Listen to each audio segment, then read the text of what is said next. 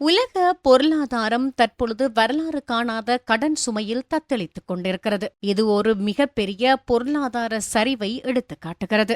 இதன் அறிகுறிகளாகவே தங்கம் போன்ற சில பொருட்களின் விலைகள் சடதியாக அதிகரிப்பதாகும். 2025 உலகளாவிய கடன் அளவு 315 டிரில்லியன் அமெரிக்க டாலர்களை தாண்டியுள்ளது. அதே சமயம் உலகளாவிய ரீதியில் 8 தொடக்கம் 10 டிரில்லியன் அமெரிக்க டாலர்கள் மட்டுமே நிஜ பண புழக்கத்தில் காணப்படுகின்றன.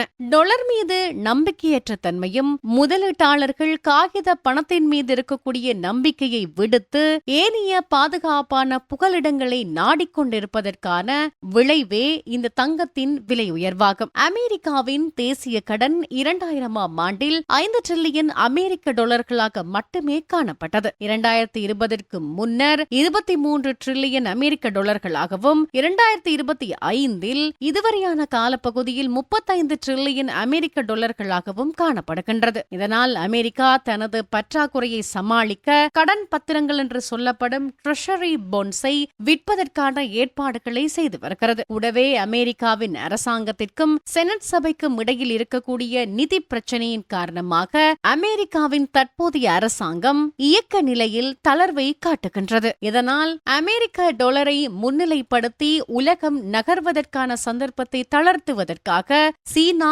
ரஷ்யா, இந்தியா போன்ற முக்கியமான நாடுகள் தங்கத்தை அதிகளவாக குவித்து வருகின்றன. இதனுடைய எதிரொலியே இலங்கையில் தற்பொழுது 4 லட்சத்தை தொடுகின்ற தங்கத்தின் விலை உயர்வாக காணப்படுகிறது. இன்றைய நிலவரத்தில் கொழும்பு செட்டியார் தெரு தங்கச்சந்தையில் 22 கேரட் 1 பவுண்ட் தங்கத்தின் விலை 3,42,300 ரூபாயாக உயர்ந்துள்ளது.